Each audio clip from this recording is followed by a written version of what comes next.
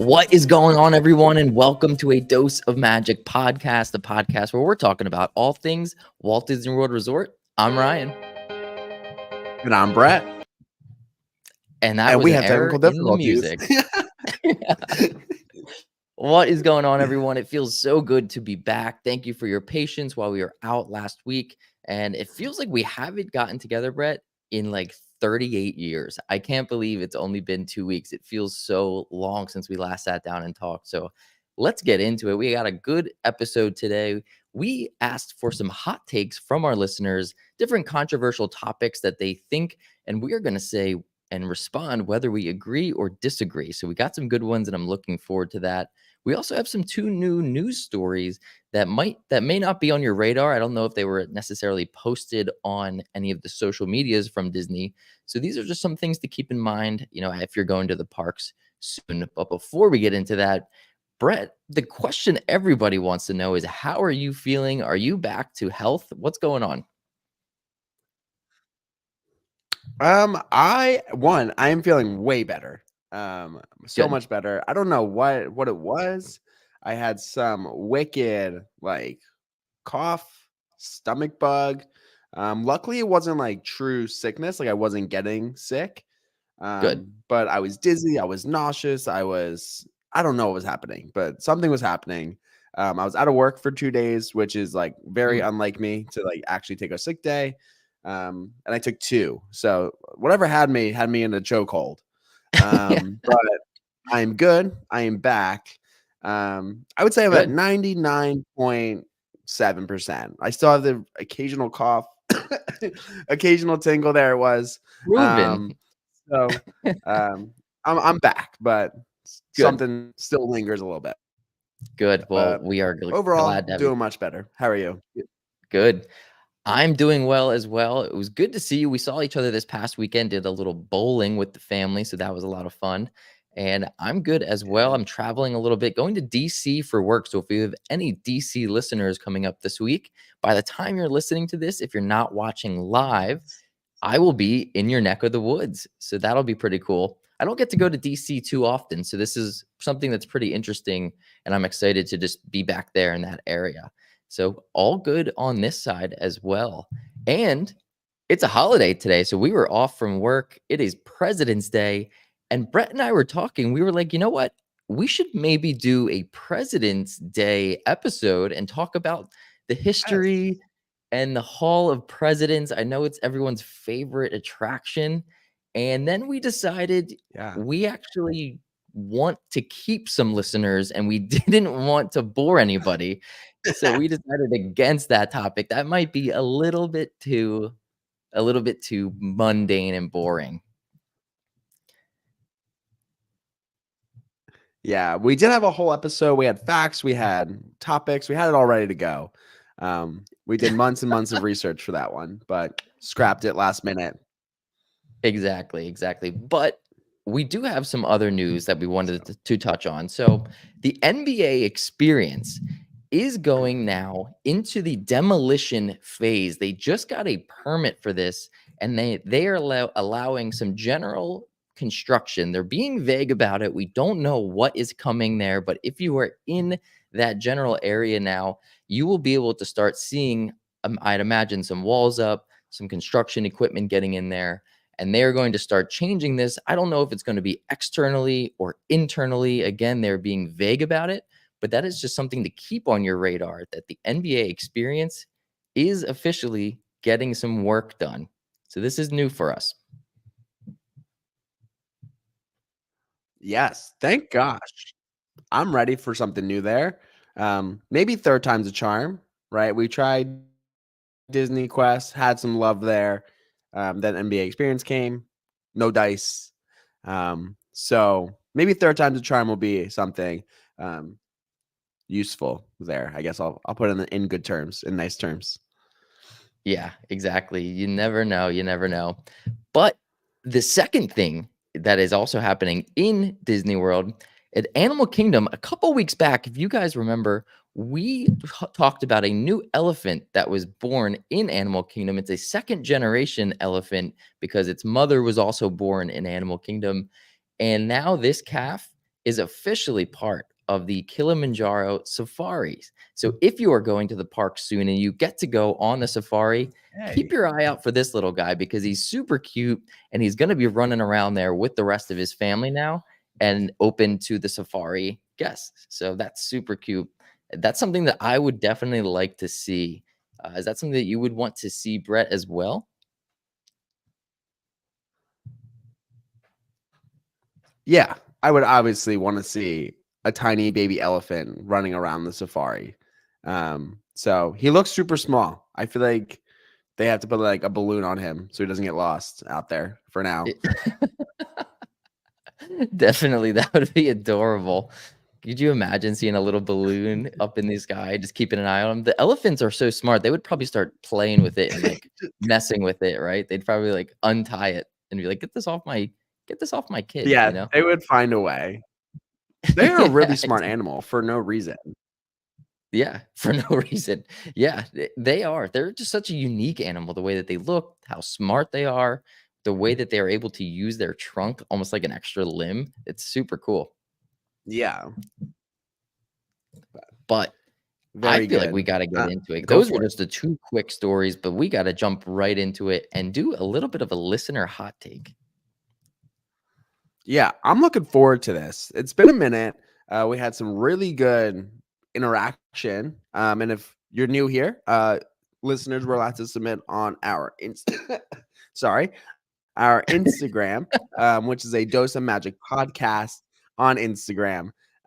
So there, Ryan posted on our story, and we had quite a few submissions. So looking forward to giving our opinion on these. We're not here to dismiss any of them, right? Because these are Nope, people's thoughts and people's opinions, and we respect them. But we're here to give our approach to those as well. exactly, and just keep in mind, these are submitted from other people, as Brett said. These are not our initial thoughts, so if you strongly disagree with one of them, it didn't come from us. We're just the messenger, and we're gonna Right. react. We're just here. We're the middleman here. Okay. Yeah. Yeah, exactly. So, without further ado, let's get into it. This is gonna be officially a Dose of Magic's listener hot Look takes. at the edits. The edit You like there. that? That was pretty I good. did. That is pretty good. That's all thanks to Canva. Canva really makes me look like an absolute pro when it comes to the video editing. Nice and easy, but That's all funny. right, let's jump into the first one, Brett. I'm excited for this one. This is it. Splash Mountain should have gotten turned into a Tangled theme. Mm, Ooh. what are your initial impressions on that? So, two things hit me initially.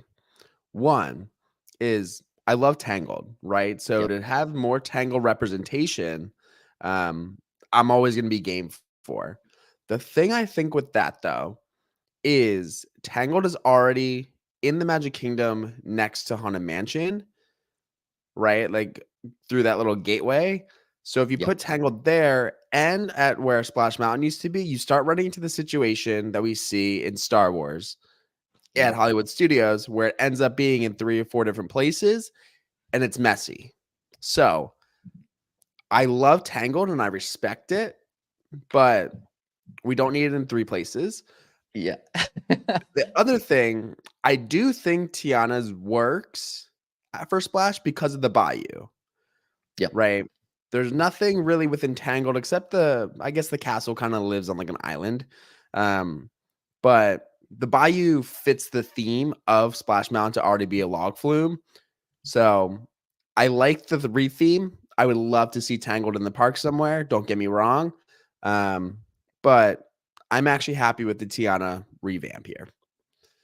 I'm gonna have to agree. When I read this, I was like, "Oh, that's interesting," because I would like to see Tangled expanded in its current area, right? Like, make Mhm. more of that area more of Tangled, if that makes Yeah, sense. But I agree, Tiana's does seem to fit here. It that is not represented anywhere else in the parks as well, so I like that it's getting its own area, and I fully agree with your assessment of, like, if you have one Tangled in one spot and one Tangled in another land completely, you're breaking rules there. That can't right. happen. That can't happen with the theming. That's why, certain characters have to go underground so that you don't see any cross contamination of the themings. And so that definitely would be like a, huh, didn't we just see that over in Fantasyland area? So that would be a no-no. Yeah. So would not Yeah. allow that But as well, but whoever interesting. but whoever submitted this, keep pushing for Tangled representation in the park. You have our support here, to get Tangled somewhere else in Magic Kingdom. Yeah, fully supported by that, and I agree 100%. And let's see. This is why I'm mad about them adding Indiana Jones. It would be in 2 separate parks. Yes. That's another great example. And you Agreed. start mixing so many different, like, putting the same thing in different parks, kinda gets messy, kinda gets messy. Yeah. I kind of agree with that. I don't know if Breaks that's the the best illusion plan, here. so it's kind of, like, un-Disney-like to do that too, to not be everything, like, has its place, you know? Yeah. But Agreed. this is actually kind of an interesting thing too. Why are there no restaurants in Magic Kingdom with the original characters for meals? So a lot of Mm. places around Walt Disney World in general have character meet and greets, and they definitely did when we were growing up. But for the original characters, if you wanted to meet Mickey and Pluto and Minnie and Goofy and all the originals, why doesn't Magic Kingdom, especially of all places, have somewhere that you can go and meet the original characters, being the most popular park? Do you agree or disagree? It's not really, I guess, a statement, but more of like, what are your thoughts on why they would not do that? Yeah. Um, One, I actually never realized it until right now that there's no one. Um, I think, and this is my initial thought here, is that those characters have individual meet and greets in Magic Kingdom, and I think it would be confusing, right? You go to dinner or breakfast, and then you immediately get in line with Mickey, but how is he there? How is he in both? Um, Yeah. so I think it goes back to Disney and the way that they schedule characters. And I think for Magic Kingdom being the most popular park, people want to meet the characters there, and it allows more people to meet them individually, meet and greeted, than it does at one dining location. So I Yeah. genuinely think it is truly just how Disney doesn't allow two characters to be out at the same time. And I think for being the most popular park, it makes sense to have them as meet and greets rather than character meals. And Yeah. that's just my opinion. And I think it's just simple as that. No, it's a good point too, and it's interesting because Magic Kingdom is one of the parks that has parades, right? And so if you're going to have parades happening, I guess at the time you would have to make the characters not be also walking around. If they're gonna be in the Right. parade, they can't also be at coming around to your table at the same time. So, not that you could be in 2 places at once, but y you know what I mean? Like, if, let's say, you look out the window for whatever reason, let's say you have a window seat at some restaurant, and then you look out and Right. then you see 2 characters like, "Huh, Goofy in 2 spots? That's kinda weird." So that could be it. That's a Yeah. good theory. Not too bad. Kara is saying that she's thankful that we have as many meet and greet and, Oh, character dining as we do because Disneyland only has one between both parks. That's interesting. I did not know that. As somebody I who's not been to Disneyland yet, I did not know that. yeah, I also did not know that. Yep, Very and interesting. Brandon's saying to avoid kiddo confusion. Exactly. Don't want them be like 100%. having them start questioning stuff. We want them to be immersed, not Right. overthinking it. Right. Here's another So one for you, Brett. Genie Plus is worth it for every park. Do you agree or disagree with that? this might be one that I don't know if I can fully agree with. Um, I genuinely don't think Genie Plus is worth it at Animal Kingdom. Okay. Um, Why not? I think I mean, I guess there are 3 good rides there, right? You have Avatar, you have Safari, you have Mountain Mountain, what? You have Expedition. Um, I guess you could. Maybe it's not worth it at Epcot between just Okay. Test Track and Soarin', but then you have Ratatouille. I don't know. Maybe this is worth it at every park. I genuinely when we had it for Epcot, the Yes. one time we had it, um, we did not use it a ton because for us, Soarin' was at like a 25-minute wait, and then Okay. Test Track was at like 60, but we did that first, so it wasn't really at 60. Um, Guardians, we did an individual lightning lane for. So for us, I just don't think we got our it worth it for Genie Plus. And then when we went to go use Genie Plus on Ratatouille, it wasn't really available. So I guess if used correctly, it could be valuable at every park. My experience, I don't think it was worth it at Epcot. I just don't think there's enough to justify it at Animal. But I guess if done correctly with the right groups, with the correct planning, it could be worth it at every park. Yeah, it's a good assessment. I feel like both of the parks that you mentioned, Epcot and Animal, both have like 3 rides realistically that you would like want to go on, right? Like Epcot would be, I guess Epcot has a couple more now, but Epcot would be Soarin', Test Track, Guardians, which is a lightning lane specifically or a virtual queue, and then Ratatouille and Frozen. Okay, Epcot's got a couple actually. Now that I'm thinking about it, Animal Yeah. though, you're doing Safari, you're doing Everest, maybe Lion King the show, and then of course Pandora and Flight of Passage. That is a lot less, and Animal Kingdom is notoriously a half-day park. So to pay what the prices can kind of get up to recently, I mean, they're getting up there. To Yeah. pay that much for a half-day park, I kind of agree with you, Brett, that maybe it's not worth it for every park. It's situational, it's circumstantial based on the group, based on how much time you have, how long your trip is. But this is one that I don't know if I fully agree with. I think I'm with you. I think I'm with you. Let's see what we have in the comment here. Yeah. Genie Plus And for I'm gonna make multiple a parks. hot take off this hot take. Go ahead. Yeah. No, I was gonna say I'm gonna make a hot take off of this hot take real quick. When I was just down in Disney, Autumn and I did Frozen Okay. because it, it was down. So we got some food, and then as we got out of food, it like came back up. So we're like, oh my god, it's gonna be a walk on. There must have been people like waiting in line when it went down. So our wait ended up being like pretty close to an hour. And I'm gonna Mm. say it that ride is probably not worth more than a 25-minute wait. All right. All right. That's a good I take. don't enjoy it, that ride. Do you not feel like So it's as like I haven't been on it in so long. Is it because the animatronics aren't great or it's just not a thrilling ride? It's a sit down, right? It's like that boat style. it's a boat style. I would actually say animatronics are actually fantastic within it. They do the Okay. projected faces, which I don't love with what they've I been don't doing love them recently. either. I don't love them. Um, I don't like that. But I will say, like, motion wise, they are very good animatronic. Length for me doesn't justify the wait. It's a very quick length. Mhm. Um, and it's just a dark boat ride. And those just rides are typically not something I enjoy.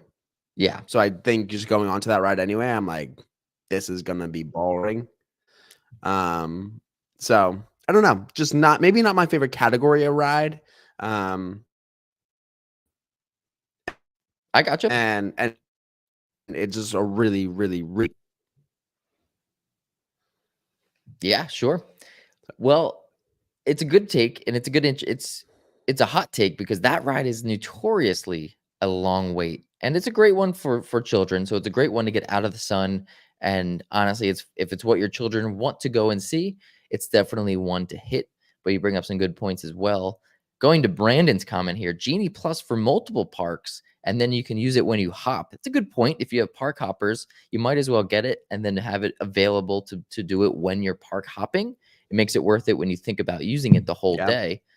Yeah, if you're gonna fit in 2 parks and do a park hopper, 3 parks, 4 parks, it's definitely worth that aspect. So that's actually a very good point as well. So Genie Plus worth it in yeah, every park. That one stirred up a little bit of debate there. just a little bit. Jumping into this next one. Staying on property is the only way to stay. Stay in the magic or don't go. That one is a hot take coming in Wow. strong. Really strong opinion on it. So What do you think, Brett? Do you agree with this, or is this too much? So I'm loyal to staying on property when available. Um, I think just the perks of it, the convenience of it, it makes sense to stay on property if you do it for longer than 2 days. Like by the time you pay for parking, like you might as well put that money towards a hotel room. Um, so I think if you're longer than 2 days, then yes, stay on Mm. property.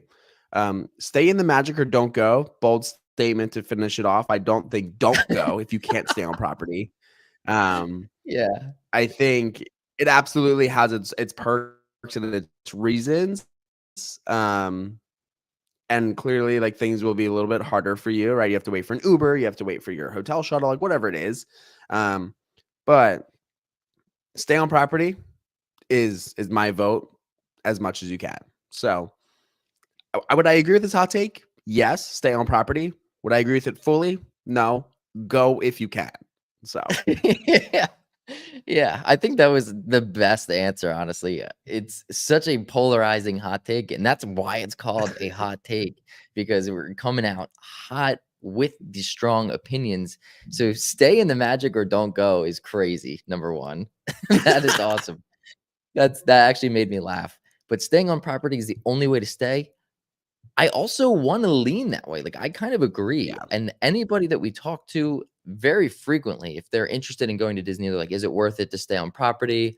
I found a cheaper hotel, a couple miles away, should I just stay there?" And it's like, yeah, like, it might be a little bit cheaper, but you're also paying for the convenience, you're paying for the experience, you're paying to be immersed in that bubble, and so if money is absolutely a tight thing and it's going to like strap you and you've saved up every penny and the only way you can do it is to stay off property, by all means do it. To Brett's yeah, point, just go. Just it does it At the end of the day, it really doesn't matter where you go as long as you go, because you also have many daily annual pass people who are just living nearby. They don't necessarily stay on property, they just live nearby and they want to go and enjoy the parks. So that, I don't know. This one is a little too hot, I think. hard. I'm gonna agree, yes, stay as much as you can, but don't not go, Yes. I think that's the best answer to this one.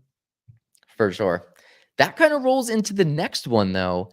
If you are staying on a property, the bus transportation should not be a turnoff to your resort choice. So do you think the bus system, and I'm assuming that this means how many different stops you may Yeah. have. So, for example, the all-star sports and all-star music and all-star movies, one bus will stop at all of them and pick you guys up and drop you off. But if you're on one of them, you then have to wait and stop at other hotels before you get to the park. Some resorts pick you up and drop you off right to a park. And then other resorts have multiple bus stops within the resort because the resort is so large. So, what they're saying is to not let that be a turnoff for your resort choice. Do you agree or do you disagree? I would agree 100% with that. Um, One, I don't think it really only is a bother in the morning. I think because like you want to get there, right? Your energy's Yeah, high. you're itching. And if you're the first stop, right, then like all of a sudden this bus gets really packed by the time they reach the fourth stop in the resort, or vice versa, right? If you're the fourth Mhm. stop, then by the time you get on that bus, it's packed and you have to stand and you got to like awkwardly do the thing where you're like, ah, excuse me, excuse me, excuse me. You got to hope that you don't hit a bump because then you're hitting the person next to you. Right. So, like, I think it gets really hard. But for that small inconvenience factor, I don't think it's worth choosing not to stay at a resort. Speaking off experience again, when Autumn and I went down 2 years ago or 3 years ago at this point, and we stayed at um I don't even know where we stayed. Where One of the did you DVCs. stay? I don't even know. One of the DVCs. Maybe Saratoga Springs. No, Old Key Um, West? Old Key West. Thank you. That was it. Yes. Um, Thank you. Oh my gosh. I was like, I don't even know. Um, Just making up stories as he goes, yep. no, but It wasn't until we went to get on the bus the first time that we realized our location even had multiple stops, right? Mm, So, like, going into that resort, I had no idea, nor did I even think about that. sure. So I don't But think did it it's bother you once you realized it? not really. Okay. So, and I guess that could be a personal thing, right? It didn't bother us. Um, so I don't think it should be a turnoff to a resort. Okay. All right. I'm going to flip and go to the other side. I do think it Ooh, actually bothers me. And if I could avoid it and choose a resort that has minimal stops and more of a direct pickup to go right to the park, I think I would. I think it mm, definitely has a lot of other factors in a resort, like what's there, the type of food, proximity, the theming, right? There's a lot that goes into it and price, obviously. But if it's between 2 resorts that are pretty cool, maybe I haven't stayed at either of them, and one of them has a shuttle that goes direct to the parks and one has 4 stops after it picks me up, I think I might be leaning towards the more direct one. yeah, But let's see what Kara says here in the comments. I've heard too many people say that they don't want Animal Kingdom Lodge or Saratoga because it only has the bus port, mm, meaning the only transportation method is to get you on a bus. There's no boat, there's no Skyliner, and there's no monorail. This is or you can't walk like some of the yeah, ones to Epcot. Interesting that being the only one is really the rationale there. I don't think that would bother me as much. Like I don't need a variety of transportation methods. I think it's cool, like Wilderness Lodge, super cool that you can take a boat or a bus, but I don't think being the only option is going to deter me. So that's interesting that a lot of people don't like that because of that. For me, it's more the stops, like the number of stops. I don't want to be on a bus for 40 minutes before I get to a park, type of thing.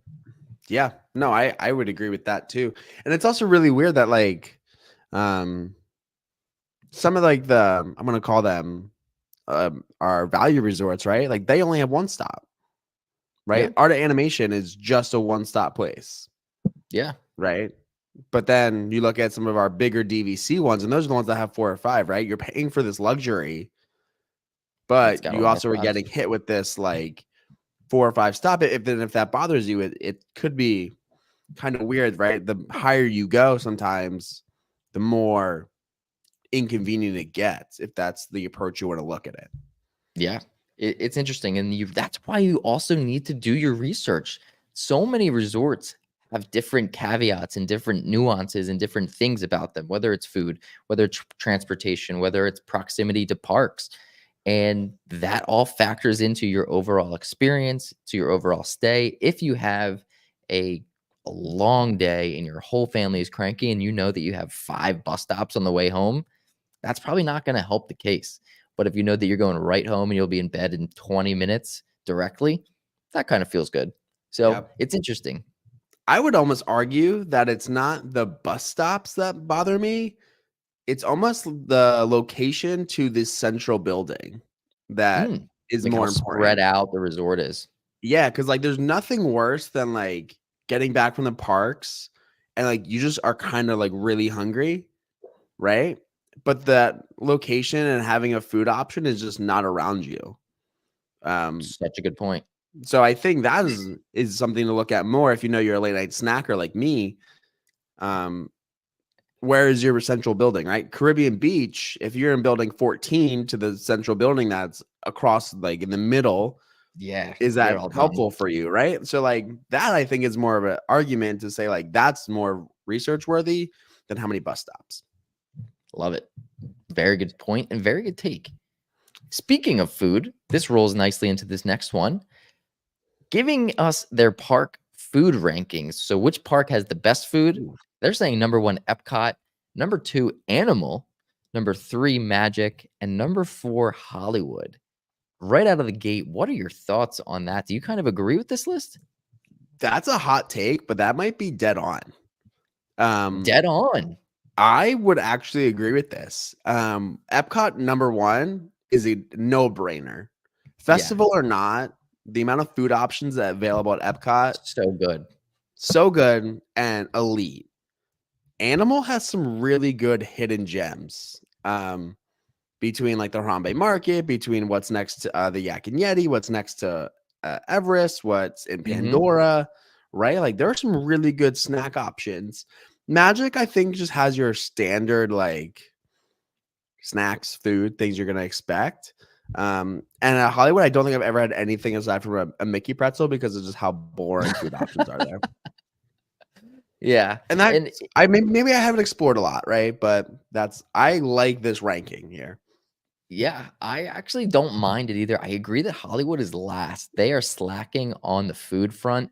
Epcot is first. 100% agree with that. I don't know if I would swap Magic Kingdom and Animal just because Magic has some really good sit downs and some Fair. really immersive and well themed experiences as well. But Animal's food, that's so Thule Canteen in Oh, Pandora, and like you dude. said, the Harambe Market, those are quick, but they're good, right? Even if they're quick and they're good, what matters is if they're good. So Yeah. I don't know. Is having a sit down that's super fancy and expensive necessarily always good? I don't know. Yeah. That's a ranking. That was an interesting one. I wanted to hear what you said. Let's see what Kara says. Epcot, Hollywood, Ooh. Animal, and Magic. Putting Hollywood at number 2. That is an interesting one. And I wonder if it's because of something like the Sci-Fi Diner, for example. Yeah. You Yeah. never know. I wonder if it's sit down, right? You have baseline there. So like you have a lot more, I guess I don't want to say sit downs, but um are you ranking sit down and quick service over snack options and grab and go Right. food? Are snacks even in the equation? That's a good point. Right. So Yeah. And here's a funny comment from Porch Talk Podcast. Soarin' is an all-time ride at Disney, coming in hot from left field. yeah. Just And giving hot honestly, takes. left field is a good place to be. It is a good ride.